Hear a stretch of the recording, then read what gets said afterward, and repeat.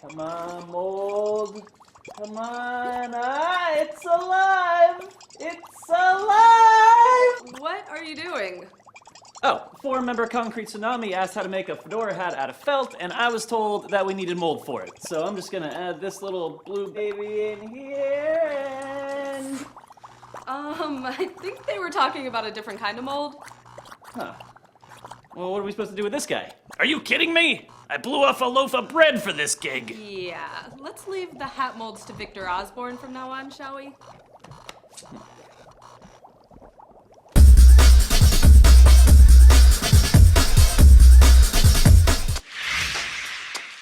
Hey everybody, my name is Victor Osborne, and you are joining me here at my atelier and my shop here in Williamsburg, Brooklyn.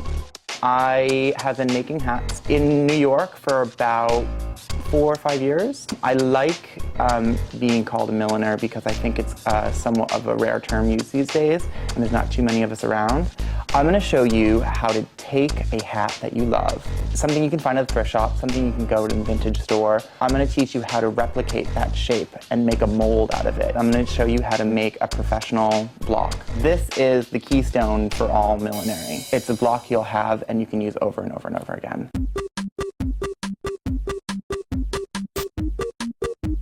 So the first thing that you're going to want to do to get your custom hat is go down to your local vintage thrift shop and pick out a basic straw or felt form of a hat shape that you really like that you can work with.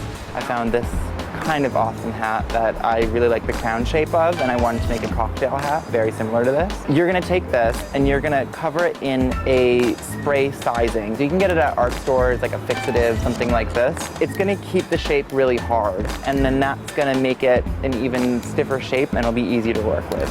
Air it out, let it dry, give it a few minutes, and we'll come back to it. So after you've sprayed the fixative on it and it's dried, it should be more of like a shell. What you're going to do now is, if you found something that has a trim around it or it has like a decorative kind of aspect, you have to cut off anything that's going to get in the way of putting the foam inside the hat to make the block. Here's your base form, which we're going to use now to create the block. The next step is you're going to go to your kitchen and you're going to see what you have as far as a pan spray or a cooking spray, something like this. We're going to use this to cover the inside of the hat and give it a nice coat, a nice slippery coat, so it's going to be really easy to work with and it's not going to cause us any trouble taking it off the block. The next step that you're going to want to do after you've primed your original hat, you are going to go down to your hardware store and you're going to pick up your expandable foam. A compressed foam that you can just put on the inside of the hat block itself, and it will slowly expand, and it's going to take on the same shape as the crown of this hat. Don't fill it up all the way because it's expandable foam. This is going to expand within the next half an hour to 45 minutes. It's still going to be a little bit damp on the very bottom because there's not as much air getting to it. In all honesty, it's going to be about a day, just so it's fully dry before you take it out of this.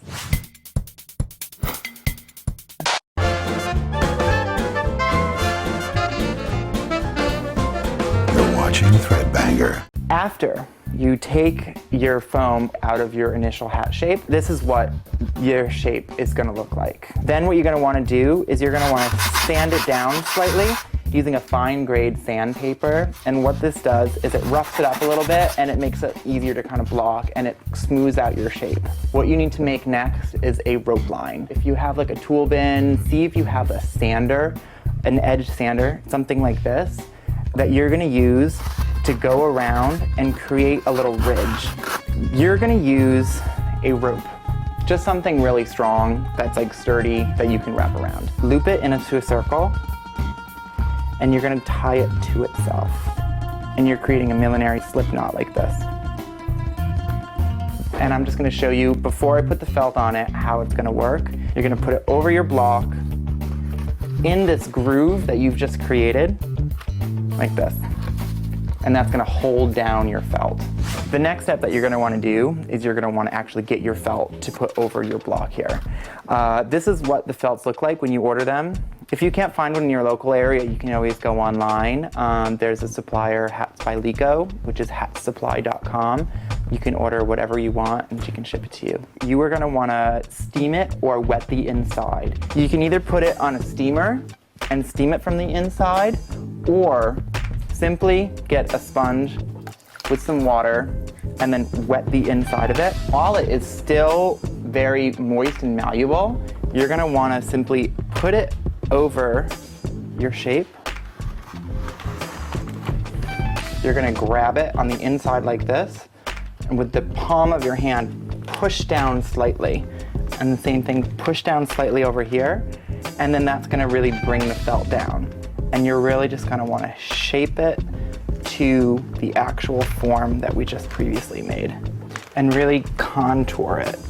This is when you're gonna wanna take your rope. You're gonna wanna push it down until you find where your insets are, right here, and you're gonna wanna line it up with your insets so that you push it down so you don't have any ruffles or seams or bumps along the form up top. Really make sure that your rope is in the rope line.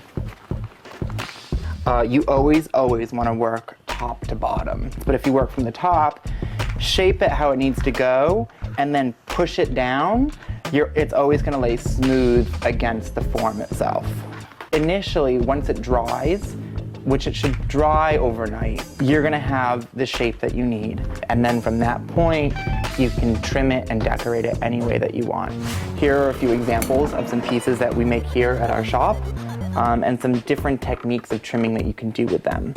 I hope you enjoyed our little tutorial on how to make a hat block from scratch from an existing shape that you liked, and how to successfully block it as well. The creative side of all of it is up to you. If you have any questions about anything else that we do here at the Victor Osborne shop in Brooklyn, please look us up at victorosborne.com, and I look forward to seeing what you guys have to make. So hat molds are just the first step. But don't worry, we'll be hooking up again with Victor real soon for some more hat making techniques, so stay tuned. If you have any hat making skills, take out a video camera and send in a tutorial. We'll feature you on the show. Till next week, make sure you're following us on Twitter, subscribing to the show, and leaving a comment below. Yeah, I got a comment for you. When am I getting paid for this thing? My time is valuable, you know. Yeah, we'll see you next time. Yeah, I'll see you next week too, in your fridge.